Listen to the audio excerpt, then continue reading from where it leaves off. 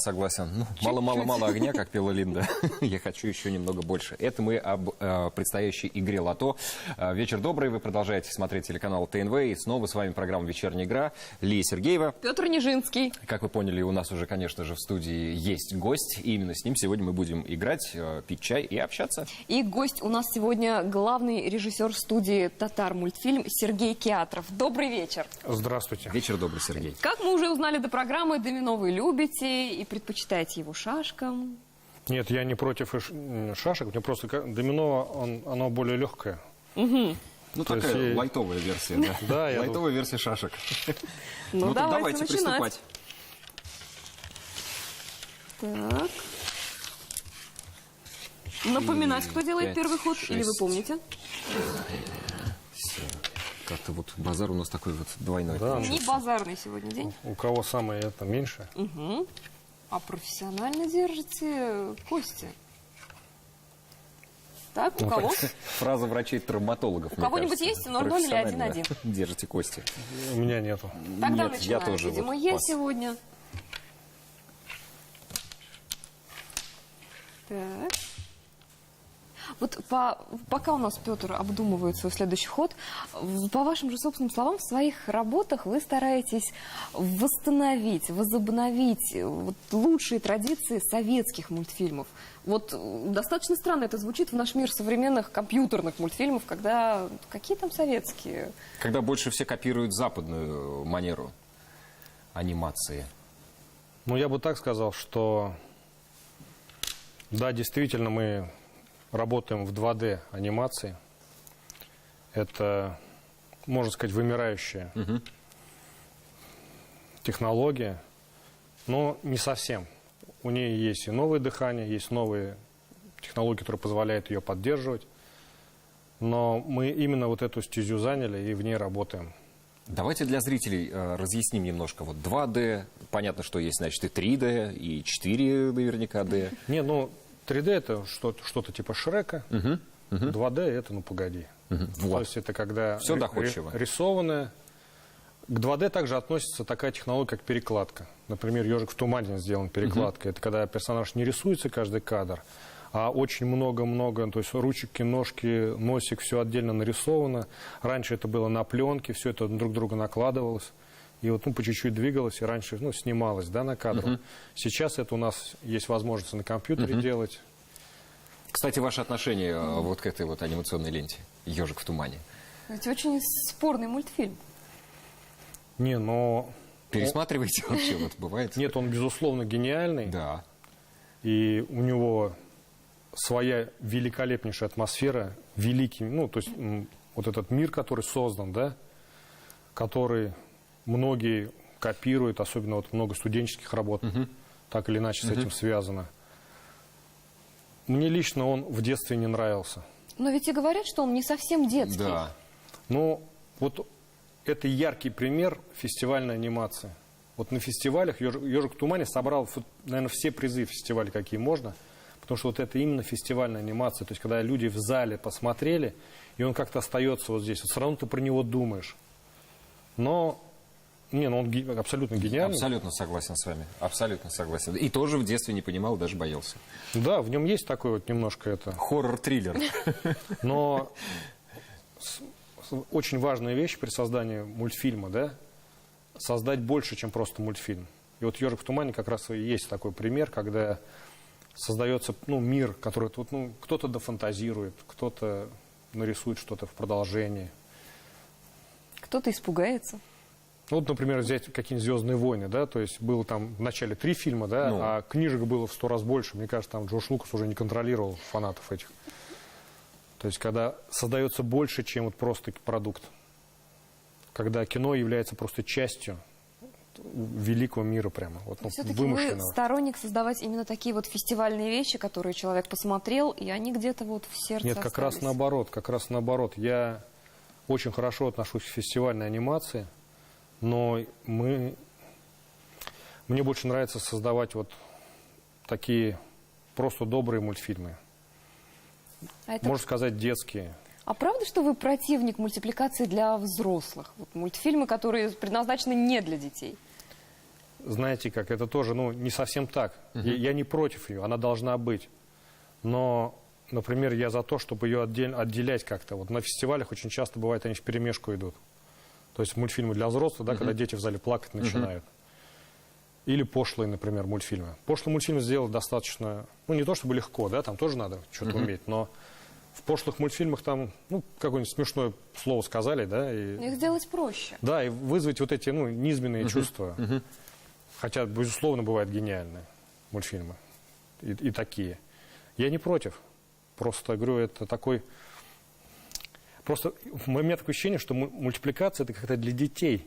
И использовать Ну, штамп такой анимацию, как бы детское такое, то есть детское направление в пошлых вещах, То это есть вы как будто нечестно. За более четкое разграничение вот этого детского да, и недетского. да. Пусть существует, но по отдельности. Да, даже вот бывают экранизации, тоже опять-таки на фестивале я видел, когда экранизируются великие произведения, да, там, но там такие сюжеты показывают, ну, когда ребенок просто, это, наверное, ну, как запрет надо ставить, не знаю. Вот. Как вы пришли в мультипликацию, в анимацию? Насколько мы знаем, такой путь у вас непростой получился. Извилистый и тернистый. Но это... И что побудило вообще? Вот как вот это из детства желание возникло? Нет, заниматься мультфильмами, конечно, мечтал с самого детства, можно сказать, ну, с дошкольного, да? Но первый шаг, это, конечно, было, что я в 95-м году каким-то чудом попал на телевидение. То есть это вот, ну, путевка в жизнь телевидения была. То есть я бы даже, можно сказать, там спасибо сказал там Евгению Аладинскому, может, знаете такого человека. Завалишина Татьяна Николаевна тоже. Вот они сыграли такую роль, что как-то... Кого вы туда попали? Я устроился туда в производство рекламы, а потом там освободилось место в компьютерной графике. И я, не умея, включая компьютер даже, не включал ни разу. Мне сказали, хочешь попробовать? И я, ну, рискнул, и слава богу. И понравилось? Да, вот Игорю Павелкину тоже огромный привет, который со мной нянчился тогда. И это реальная путевка в жизнь. Я смеюсь, то, что я на телевидении проработал 6 лет. И говорю, мне в конце надо было выдать диплом о том, что я закончил. То есть это и было вот обучение, путевка в жизнь, когда мы тогда с эфира ушли несколько человек, и были все такие амбициозные. Нас ушло человек 5, да, и в Казани появилось 5 рекламных студий. То есть вот настолько мы все были прямо... Мы, правда, сотрудничали, пересекались, но вот мы все такие были гордые. Ну так подождите, получается, что вообще никакого опыта рисования не было, что ли? За плечами, наверное, хотя бы, ну, детская художественная школа? Нет, художественную школу я не заканчивал, поэтому люблю рисовать. А это интересное мнение. Нет, согласитесь, у нас как-то умудряется обучать, да, в музыкалках, там, так что отбивать все в художках, желание, да, что люди потом с удовольствием не играют на музыкальных инструментах и потом никогда не рисуют. Ну, это, конечно, не у всех, но есть масса людей, которые говорят, я закончил художественную школу, но вот потом ни разу не рисовал. Как будто это для родителей делается, еще как-то. Очень много очень много дается вот серьезного в этом. То есть в тех же музыкалках, да, учат какие-то серьезные произведения, они не готовят ребенка, чтобы он на свадьбе там мог подзаработать. Вот, и про чем мы говорили? Про художественную школу, да, что не закончили. Да, нет, я рисовал всегда. Ну, опять-таки, вот многие художники могут сказать, что я не художник, да, я не пишу про картины, там, я маслом не пишу. Но я рисую очень много, я рисую всегда, на всем, везде. То есть я в школе рисовал всякие вот стенгазеты, карикатурки эти, да. Потом у меня есть шутка, что я закончил Новороссийское военно-художественное училище 3 года. Я служил. Так, вот про эту очень интересную байку, которая уже стала легендой в мультипликационном мире, мы узнаем очень скоро. Мы вернемся к вам через несколько минут.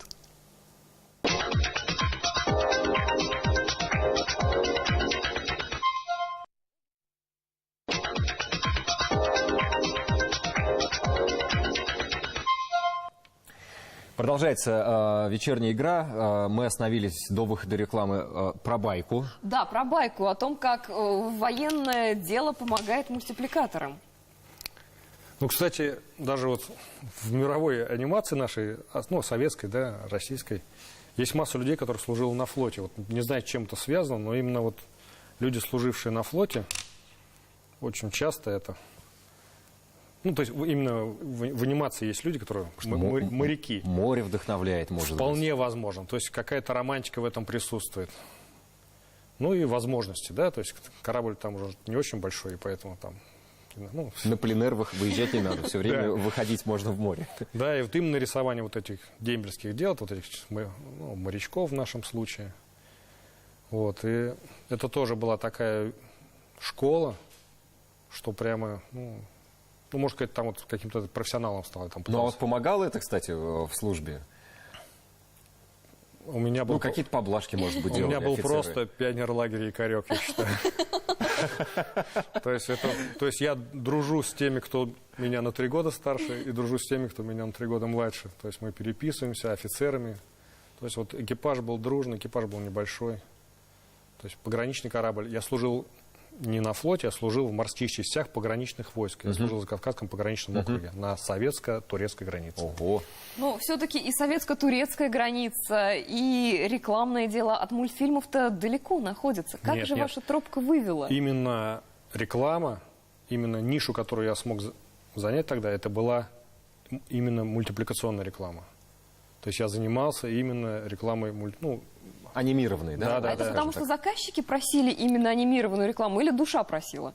ну, это мы склоняли заказчиков к этому делу. То есть и на тот момент я делал прямо очень много. У меня, я не знаю сколько, роликов 200, наверное, есть.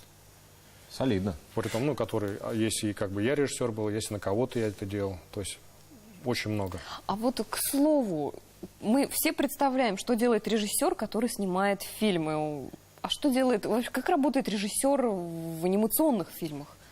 Да, в принципе, то же самое, просто... Кричит нарисованного персонажа. Да, да. Еще дубль. Так и есть, просто если обычно режиссер говорит человеку, да, то я говорю художнику, чтобы, твой персонаж сделал то или иное. Убедительнее, не верю. То есть должно быть интересно. То есть надо подвести к событию, то есть подготовить зрителя. То есть это все то же самое, наверное. Ну, я думаю, мы сейчас достаточно подготовили зрителей и подвели к событию, так что давайте уже мультики посмотрим. Да.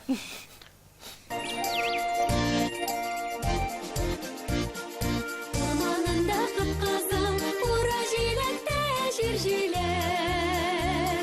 Göz açıp yumgunca, hiçliksiz jilyasın bir şilek. Bir kız öğretrep kırın asker gibi şarşılara. Tüplerinde yatkanım var helziyip kükke parap. Yüke koyunlar tübünde kozgalaklar gömbeler. Birle birge üse olla güllü güller günceler. O kızıl o sapsarı zengir yeşilde çeşkeler. Her tarafka temli isler şeşkeli bu şeşkeler. Öpkeliler şeşkeler nötürlü düzlü köbelekler. Bilip gitken bulup dağında şunda şügeler. Bir vakit çüçüt edip sayrı kıdaydı kuşları. Giden canlarını kesip yarıp sadayı kuşları. А вы принципиально обращаетесь к татарскому фольклору? Нет желания снять мультик, нарисовать мультик по Андерсону, по каким-то диснеевским мотивам? По диснеевским. Я бы так сказал, что татарская культура в нашем, мы как бы эту нишу заняли, и вот на всех фестивалях именно прославляем Регион. Да, регион, и да, можно что-то снимать и другое, но мне кажется, что мы должны этим заниматься, потому что это имеет право быть, и у татар мультфильма именно такая вот миссия. Мы прославляем наших писателей, нашу культуру. Как корабль назовешь? Да, как бы об этом не банально звучало, но я верю в то, что можно быть патриотичным в конкретно взятом месте. А у вас был в детстве любимый мультфильм? Вот самый-самый. Да, можно сказать, что и нет, да, вот прям совсем любимый. А можно сказать, что у меня много их. Потому что, не знаю, мне очень нравился, например, Чиполлино. И знаете, Потрясающий мультфильм, потрясающий. и вот мне он нравился за такую революционную тему, кстати. Да, там очень Вот глубокая такое- мысль. Я вот рисовал там продолжение, и оно у меня такое было вот революционное, то есть, ну, в детстве я там фантазировал. Чиполлино на броневике. Да, например, «Пес в сапогах» мне очень нравится тоже, да. Как вот, ну, я вообще очень завидую людям, которые могут взять популярную вещь какую-то, да, и перелопатить ее вот, ну, есть такое правило, да, у сценаристов, что зритель должен получить то, что он хочет, но не так, как он хочет. И вот, ну, допустим, тот же «Пес в сапогах», да, взяли, перевели все на собак, оставили тот же сюжет, те же подвески, да, но во всем справились собаки. Какой-нибудь летучий корабль. Ну, то есть больше все-таки отечественная мультипликация. Ну, учитывая, что мы жили в каком-то, ну, тогда... А вот когда настал тот период, ну, наверняка вы его помните, тоже появилась новая анимация Занавес в пал. жизни граждан СССР. Том и Джерри пошли гонять по видеосалонам. И так далее, спайдермены всякие, Над русалочкой все черепашки-ниндзя. рыдали. Не, но я как бы при всей патриотичности любви к советской анимации признаю, что зарубежная анимация, она круче. Это вот все время... Чем? И почему? Она была профессиональней, что ли. Она была более... Сейчас уровень опустился. Вот именно сейчас. Сейчас стали либо совсем шедевры, да, такие, которые там пиксаровские какие-то, и очень много вот сериальных каких-то вещей, которые уже их не отследить просто там. Тачки, гадкий я и так далее. Не, ну это тоже, наверное, тачки, кстати, тоже Pixar, по-моему. Да, Pixar. Да, но это нормально, так скажем. А вот есть очень много анимации такой стало, которые сериальные, вот прям целые каналы каких-то с противными голосами там. Я Не видел. любите вы мультика, похоже. Я видел. Ну, зачем? Вот, говорю, это уже просто стало сейчас индустрией такой. Раньше все-таки это были события. Выход тех же «Русалочек». Ну, то есть, да, вот там «Король Лев», да. Это все-таки такие события. Сегодня мультфильмов, вообще фильмов снимают столько, что... Не успеваешь их Да, смотреть. Ну, а вот, например, есть какой-то у вас любимый сериал мультипликационный, там, те же самые «Звездные войны», «Война клонов»? Ну, я смотрел, конечно, да, но вот опять-таки это, ну, уже не так, уже перебор. То есть, все-таки штучная работа, она вот более Ну, да, значима. да. Но ведь в советские времена у нас были одни из самых дотошных мастеров в мультипликационном деле. Нет, вот я извиняюсь, что перебил, но вот опять-таки, да, говорят, какой Винни-Пух лучше, да? Наш Конечно, наш. или зарубежный? Это два разных мультфильма, которых нельзя сравнивать. Наш Винни-Пух, он ближе к «Ежику в тумане». То есть он тоже, ну, такой вот, Но он наш Винни-Пух-то. да.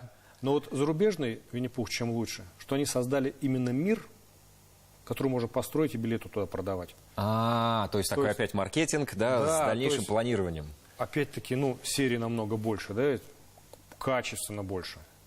То есть, соответственно, ребенку больше шансов полюбить их Винни-Пуха, чем нашего. Ну, сама вселенная Да. продумана, Да и скажем героев там намного больше. Да, и целые истории там у каждого, да. Наш Винни-Пух, он, безусловно, хороший, да, но вот было бы их 100 серий, да, и, может быть, он уже не так зашел. Или Не наоборот. знаю, не знаю. Мне вот кажется, как, знаете, в свое время говорил Виктор Степанович Черномырдин, наш Винни-Пух родился в харизме. Вот прям вот еще озвучка Леонова, просто, ну, кто переплюнет? Никто. А как, кстати, относитесь к тому, что сейчас снимают продолжение? «Ну, погоди», новые серии, вот этот «Приключения попугая», новые серии.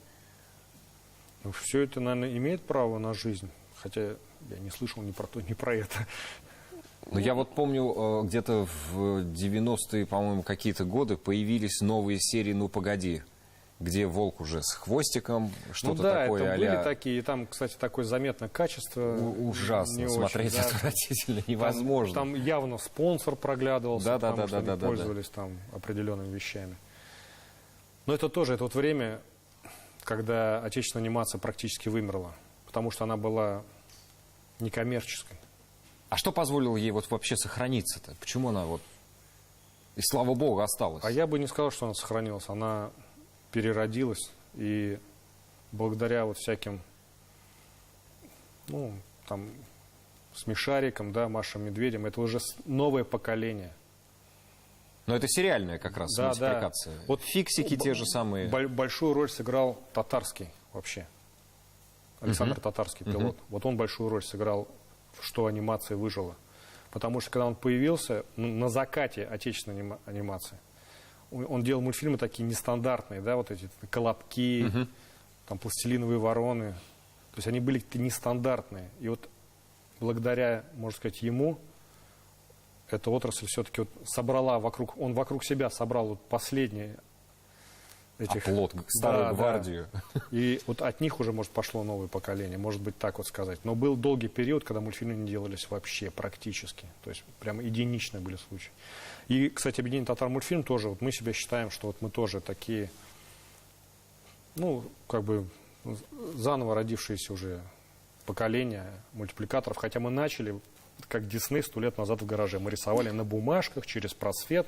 У нас было там 1,5 компьютера, сканер, который дымился от этих, то, что мы картинки сканировали. Вот наши первые мультфильмы мы рисовали прямо на бумажках. Сейчас Все вручную. Да, сейчас мы делаем тоже вручную, но сейчас мы уже не пользуемся бумажками. Ну, Ну, планшеты есть. да, определенно. планшеты, А технологии. сейчас где-нибудь на аниматоров вообще учат? Кстати, да. Нет, ну, конечно, есть в Москве. А в Казани? В Казани, я точно не скажу, но, по-моему, в Институте культуры, ну, там вот, по-моему, сейчас хотят, ну, там открывается вот это направление. А вот у вас, например, никакой студии там Нет, для молодежи? Курсов. у нас Курсы, есть. да. Мы открыли школу, которую назвали ШАТ. Ну, как бы счастливый, да? А переводится как школа анимации татар-мультфильм. Круто. И вот мы провели, у нас был один набор, мы обучили людей, и у нас вот есть новое поколение аниматоров. Сами для себя вырастили кадры. Да, да. Все желающие Хитро. могут. Но у нас вот есть надежда, что мы продолжим это направление с большой вероятностью. Но пока, ну, это, наверное, на осень куда-нибудь. Эх, поздненько-то нам с тобой же. Сергей, а вот на ваш взгляд, отечественная анимация сейчас находится в каком состоянии? Все-таки она вышла из спячки, это мы поняли. Я скажу так, что, мне кажется, отечественная анимация, она вообще выходит на хороший уровень. И отмечу, что понятие отечественная анимация сейчас не совсем правильно. Потому что анимация сейчас выходит на такой уровень, когда один мультфильм делает весь мир. Согласен. То есть да. сейчас какой-нибудь диснеевский мультфильм вполне может быть сделан в Китае либо в Индии. Сейчас мультфильм делает весь мир. То есть сейчас не надо людям сидеть в одном помещении, чтобы сделать мультфильм.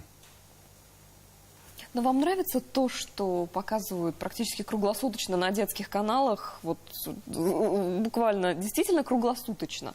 Вот эти мультики ваши дети смотрят? У меня старшему 20 лет, он тату-мастер. У него свои Он мультики. сам рисует мультики. И он, да, рисует мультики прямо на мясе. То есть на людях. То есть нужно несколько людей поставить в сторону, быстро пробежаться, Да, и картинка пойдет. Кстати, вполне. У него очень мультипликационный стиль. Он делает То есть очень... продолжил династию. Да. Младшему сыну у меня 19 лет. И ну, он не рисует. У него свой мир. Вот. А мы с моей девушкой вот, да, смотрим разные мультики. Ну, вы, понятно, по профессии смотрите, вы изучаете.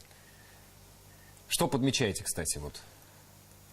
Я хочу сказать так, что я умею принимать нужный возраст при просмотре того или иного мультфильма. Перевоплощаетесь, то есть, Да, да? то есть я- Ну, как Бенджамин Баттон, то обратно в 3 года. Да, абсолютно. То есть я могу смотреть детский мультфильм как ребенок и могу не обращать внимания на какие-то технические ходы даже. Могу увлечься запросто. Но это, кстати, редкость для профессионалов, потому что обычно режиссеры, они смотрят, если это киношные режиссеры, они фильмы смотрят, их буквально препарируя, ну и мультяшные, соответственно, тоже. Да, но настоящим мультипликатором может стать человек, который не собирается стареть вообще. Только в состоянии, вот, ну, чтобы ты как ребенок был. Ну, мир нужно воспринимать. Я на мир смотрю, на людей, да, я вижу персонажей каких-то.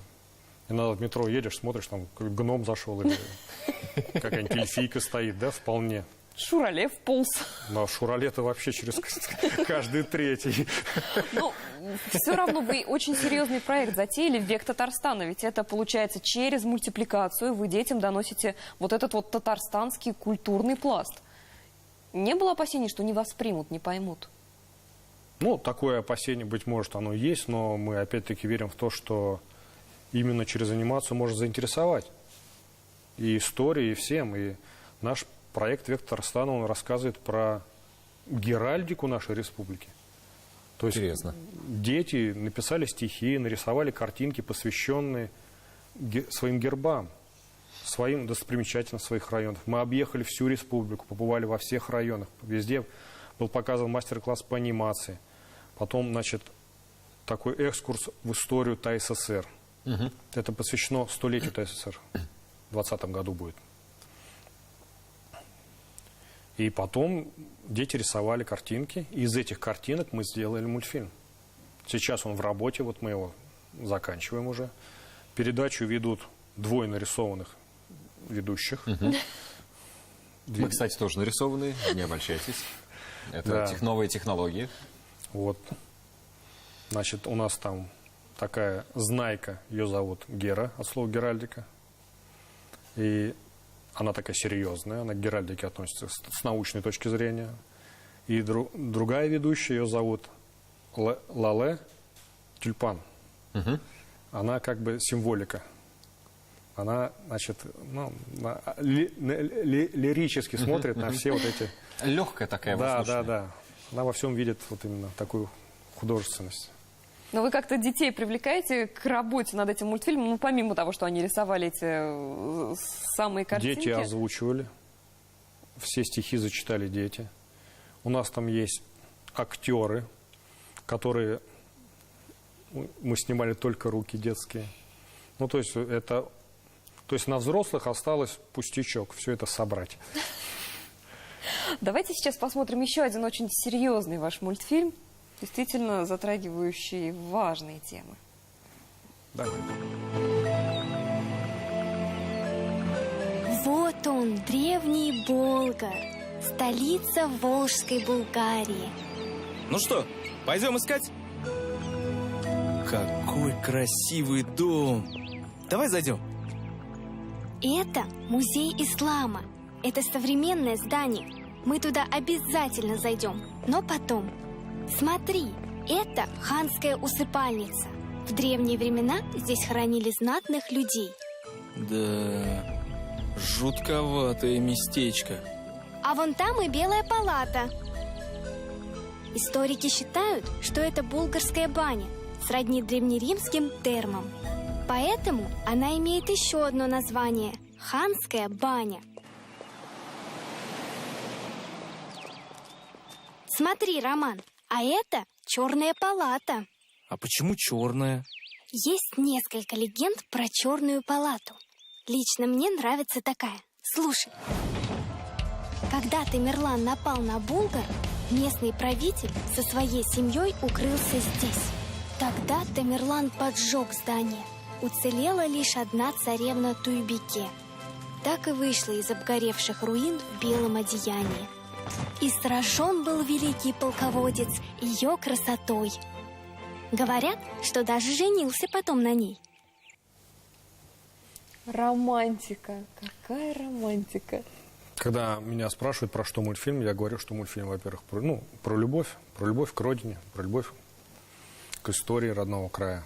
И нам это, в принципе, удалось, потому что отзывы, которые мы получили именно вот, на показах, то есть мы по школам ездили, да, показывали этот мультфильм, то есть художники-аниматоры вот наши вывозили этот мультфильм, то есть общение вот это с детьми, живая реакция, ее же, не обманешь. Ну да, И согласен. да, это, по исполнению, может, это не «Король лев», да, но, опять-таки, героев любят не за то, как они нарисованы, а то, что они несут, то есть какие они. И вот этот наш мультфильм, он вполне такой, которым я, горжусь, прямо мне он нравится. Но так тут еще и самому такая образовательная нагрузка ведь в этом Да, мультфильме. вот я про это говорю, что в такой достаточно игровой манере дети узнают какую-то историю, и если кто-то из детей полезет потом в интернет, да, посмотрит и увидит, что, там совпадает какие-то, тут же есть у нас какие-то и придуманные вещи. Да, художественный вымысел, Да, скажем так. но мы имеем право. А вы присутствовали на как раз показах в школах? Обязательно. Какая реакция была у детей? Я бы сказал, настоящие, да, мы в кинотеатрах показывали, вот ездили по регионам, тоже показывали. Потом у нас было турне, мы проехали, вот, ну, какие есть места в мультфильме, то есть Булгары, Елабуга, Свияжск. То есть мы вот по этим местам всем проехали. В музей показывали в нашем. Там есть момент, когда персонаж в музее разбивает вазу. И музейные работники такие, типа... Лишь бы детям не захотелось проверить, что будет на самом деле, если разбить в музее вазу. Там все это в мультфильме потом отслеживается, что он переживает этот момент. Ну, мне кажется, лучшая награда будет, если ребенок, выходя из кинотеатра, так маму за руку дергает, говорит: поехали в Булгар, поехали в Елабугу. Так и есть, да? То есть это... Едут? Ну, я надеюсь, что едут, но опять-таки люди, ну, допустим, из той же Елабуги, когда смотрят и узнают свой город, это все равно приятно. Да, это... конечно. А у вас есть любимый из этих мест, где вы побывали ради этого мультфильма и который вы впоследствии нарисовали? Что вам ближе? Ну, честно говоря, я считаю, что наша республика, да, в целом, руководство, да, они молодцы, что вот действительно вот и Свияжск такой сделали, да, и Булгары, Елабуга — это вообще какое-то чудо. То есть там, мне кажется, там есть несколько домов, которые еще не музеи. То есть вот этот центр, да, там каких музеев только нет. И все такое, ну, на уровне прямо. Были в этом музее уездной медицины. Так там прямо это, ну, это интерактивная такая вещь. То есть мне очень понравилось. Ну, Елабуга мне, то есть очень нравится Елабуга, прям люблю. В Булгарах у меня бабушка с дедушкой похоронены, да, то есть тоже не пустое место как-то. Ну, говорю, и Свияжск мне нравится. Вот гости какие-то приезжают, мне кажется, Свияжск прямо какое-то действительно чудо. Давайте мы сейчас О чуде. продолжим. О чуде. О двигателях прогресса. Да. А мы пока поиграем немножко. Реклама. Мой ход.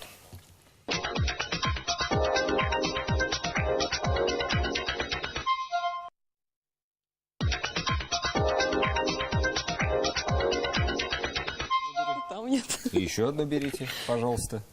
Не получилось, да, мне смухлевать? Не получилось. Ну, нечем мне ответить Это на этот ваш вечерняя игра. ход. У нас здесь не мухлюют. Играем. Но проигрывают из-за того, что не мухлюют. Вот так вот тогда. Есть вам чем ответить? Да. Есть. На это мне тоже есть что сказать.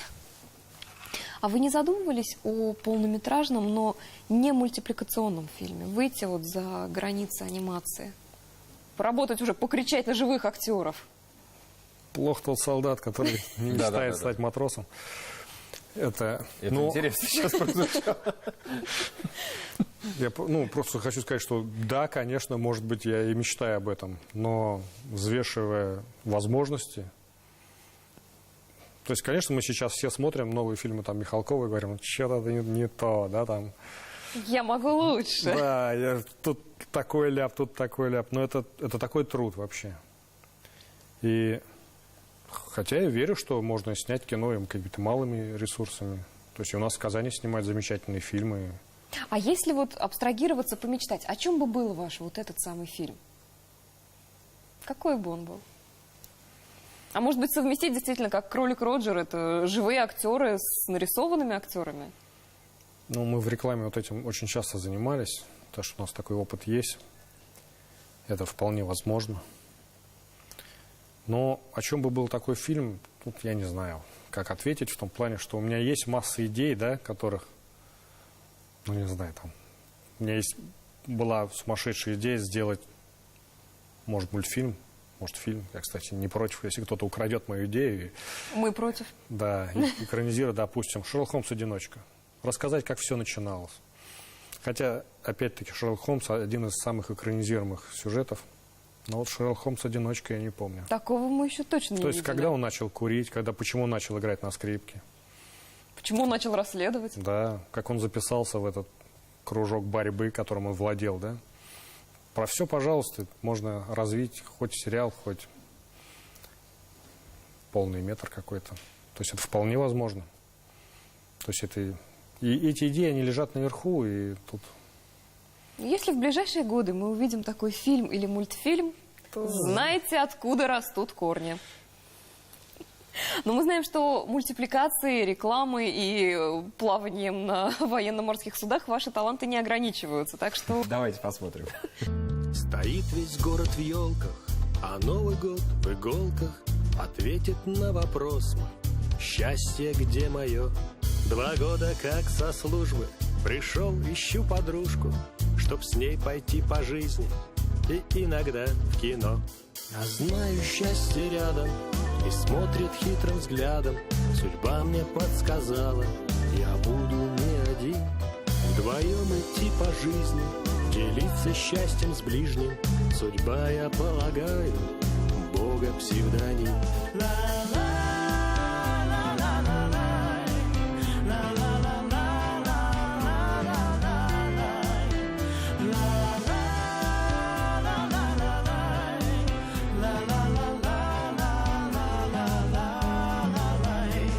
Двенадцатый троллейбус, решенный в жизни ребус, ответил на вопрос мой. Счастье где мое?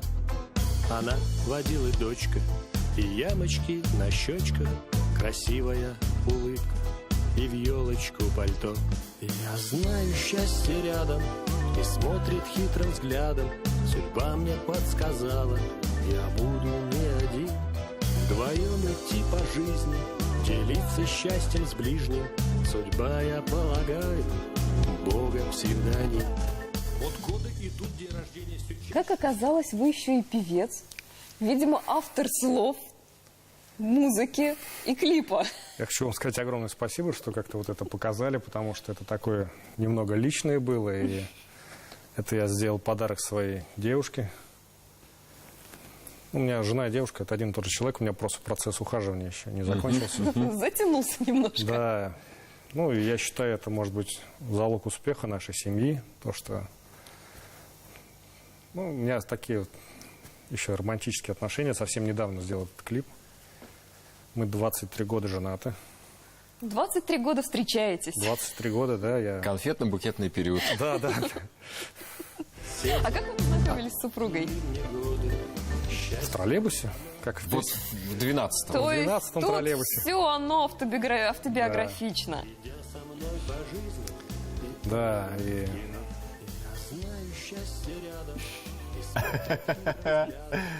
Ну, кстати, очень похоже. Да, и вот, ну, спасибо Ольге Волковой, это аниматор. Она сделала мне вот такой вот подарок.